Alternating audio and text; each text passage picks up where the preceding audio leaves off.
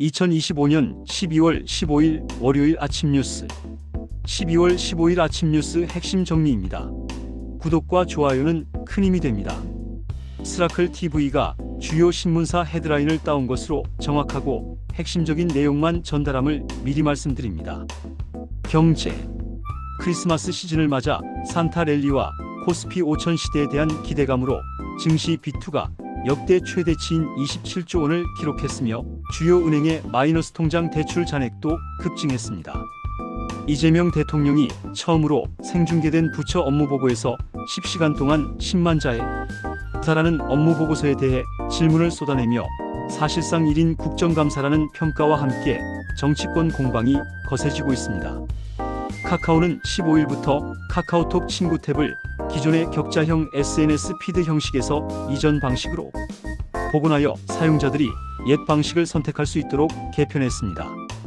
쿠팡 창업주 김범석 의장은 대규모 개인정보 유출 사건 관련 국회 청문회 증인으로 채택되었으나 170개국 영업 및 글로벌 CEO 일정으로 인해 불출석 사유서를 제출하며 출석이 불가능하다고 밝혔습니다.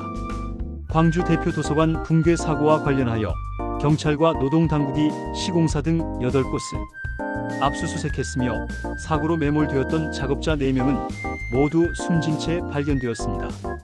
본격적인 반도체 슈퍼사이클 진입 전망에 따라 삼성전자와 SK하이닉스의 내년 영업이익 합계가 200조 원에 육박할 것으로 예상되며 이는 K반도체의 순풍을 예고하고 있습니다.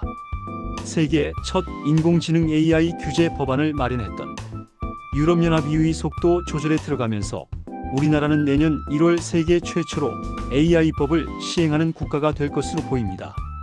사회. 내란 특검팀은 윤석열 전 대통령이 정치적 반대 세력 제거를 목적으로 비상기엄 선포를 준비했다고 결론 내렸으며 김건희 특검팀은 윤 전 대통령을 소환하여 공천 개입 및 금품 수수 의혹을 조사할 예정입니다. 미국 여성의 차량 뒷좌석에서 탈옥수가 발견되는 사건과 보이스피싱 총책이 폭행 피해자로 위장 신고했다가 검거되는 사건이 보도되었습니다. 저출생 극복을 위해 청년층은 결혼 자금 지원 정책을 최우선으로 꼽았으며 카카오는 카카오톡 친구 탭을 이전 방식으로 복원하기로 했습니다. 26년간 소방 활동 후 백혈병에 걸린 소방관에게 공무상 질병을 인정하는 법원 판결이 나왔고 광주에서는 도서관 붕괴 사고와 관련하여 시공사 등 8곳이 압수수색되었습니다. 산림청은 체력 보충에 좋은 잣을 이달의 임산물로 선정했으며 대전 충남 행정통합을 위한 시민설명회가 개최되었습니다. 충북도는 신용불량자도 혜택을 받을 수 있도록 의료비 후불제를 확대하고 괴산구는 외국인 계절 근로자를 1000명 수준으로 늘릴 계획입니다.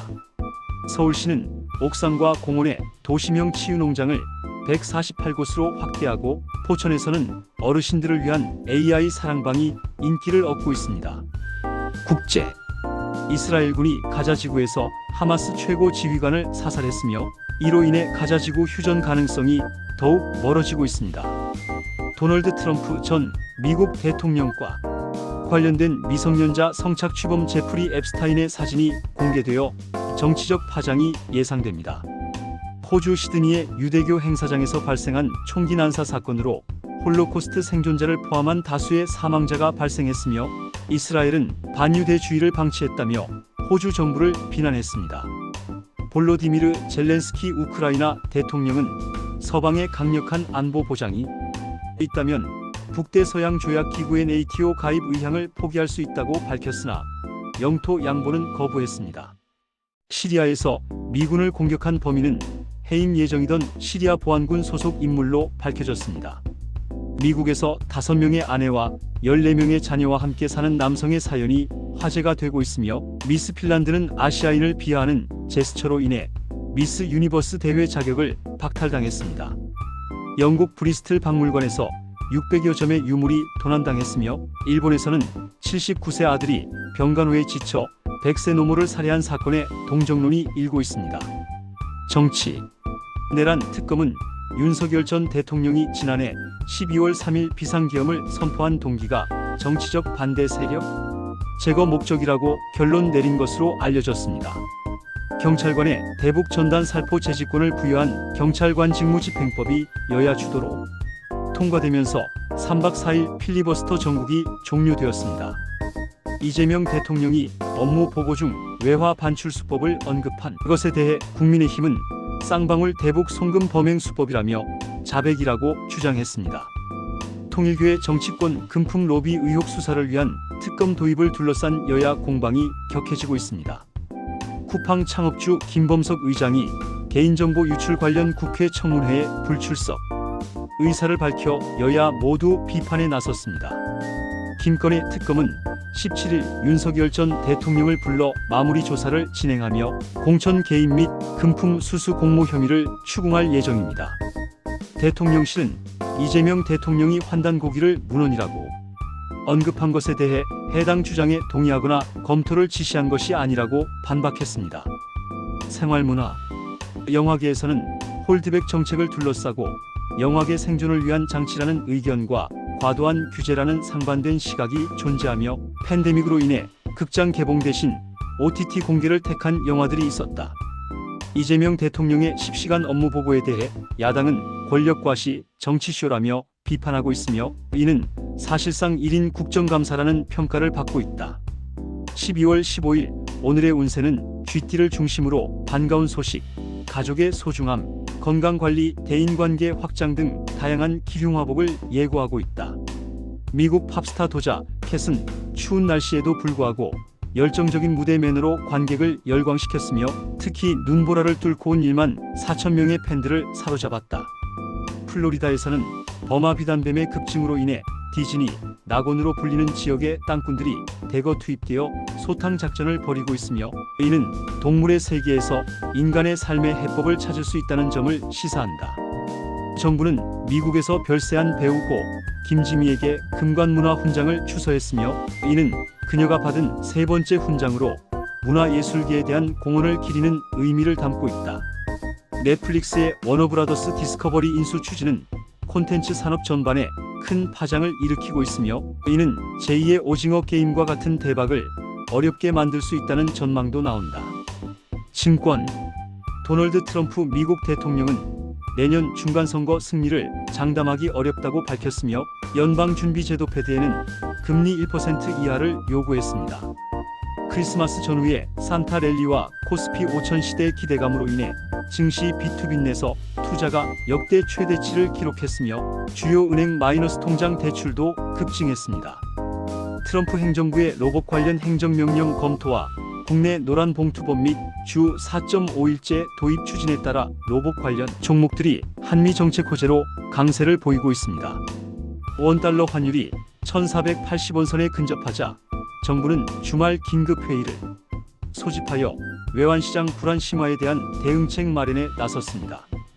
미국에서 가성비 소비 트렌드가 확산하면서 미국판 다이소로 불리는 저가형 할인 유통업체 달러트리와 달러제너럴의 실적이 개선되고 있습니다. 유럽으로 가는 북극 항로 시대에 필수적인 차세대 쇠빙선 건조에 박차를 가하고 있으며 현재 일대만 보유한 상황에서 600억 원의 예산을 투입해 2호 쇠빙선 건조에 들어갔습니다. 국내 대표 어묵 기업 삼진식품이 일반 공모주 청약에서 3,225대 1의 경쟁률을 기록하며 올해 IPO 최고 경쟁률을 경신했습니다. 금융, 주가 상승 기대감과 산타 랠리에 대한 전망으로 인해 비투빚내서 투자 규모가 역대 최대치를 기록했으며 주요 은행의 마이너스 통장 대출 잔액도 3년 만에 최고치를 경신했습니다. 금융자산 10억 원 이상을 보유한 금융부자는 약 48만 명으로 추산되며 이들은 향후 유망 투자처로 주식을 꼽았습니다. 내년 6월부터 은행법 개정안 시행으로 은행들이 대출금리에 지급준비금, 예금자 보험료 등 법적 비용을 반영하지 못하게 되어 소비자 부담이 줄어들 것으로 예상됩니다. 원달러 환율이 외환위기 이후 최대 수준으로 치솟으면서 정부는 긴급 경제장관 간담회를 소집하여 대응책을 논의했으며 환율 약세에 베팅하지 말 것을 당부했습니다. KB국민은행은 대학생활 플랫폼 에브리타임과 제휴하여 대학생 고객을 위한 상품 개발 및 서비스 협력을 강화할 계획입니다.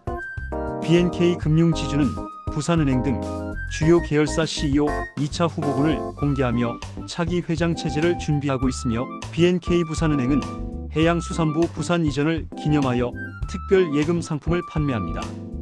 SK하이닉스 등 대형주들이 코스피급 등으로 투자 경고 종목으로 지정되자 한국거래소가 제도 손질에 나섰으며 해외 파생상품 투자자의 손실이 큰 것으로 나타나 사전 교육 및 모의거래 의무화가 추진됩니다.